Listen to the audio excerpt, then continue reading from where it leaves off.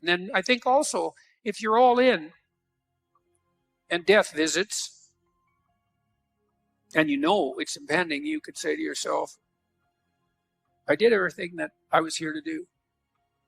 At least then you're not going to torture yourself with that as you're facing death. That's something too.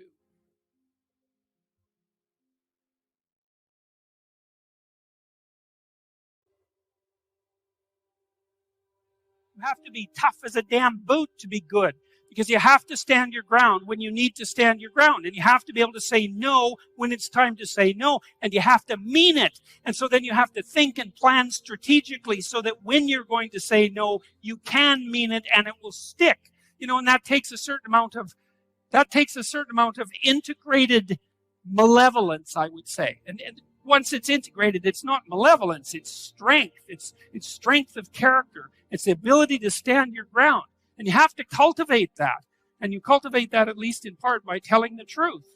And so you take your place in the world as a decent person and as a decent citizen, and you play the hierarchical game properly. And that is to stand up straight with your shoulders back. It's like the world's an onslaught. You've got the tyranny of culture to deal with. You've got the catastrophe of nature. You've got your own damn malevolence and ignorance, right? All coming at you. Plus the incredible, complicated, indeterminate potential of the future. That's all coming at you. And it's all your responsibility. And you can cringe away from it and be afraid of it and be victimized by it and be bitter and cynical about it. And no wonder, because it can be painful. Or you can turn around and you can say, man, bring it on.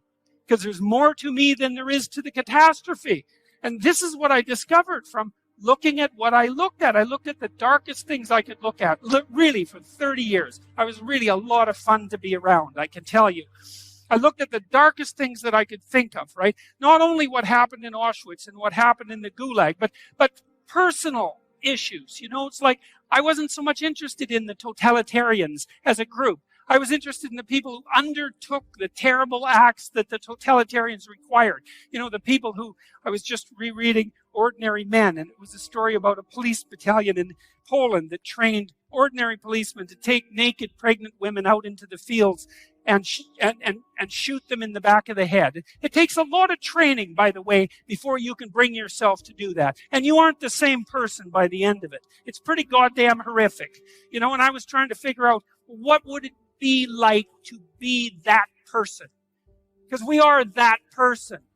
And then what would it be like to not be that person, right? To refuse to do that, to not participate in that. And what I discovered by making that totalitarian proclivity personal was that there's more to us than there is to the horror. As nature is, bent on our destruction, bad as culture is, tyrannical and bloody, back as far as you can look, as malevolent as you are in the darkest part of your heart, and that's plenty malevolent. The possibility that's within you that can well up, the courage and the truth and the ability and the skill and the willingness to set things right, if you are willing to set them right, is more powerful than all of that.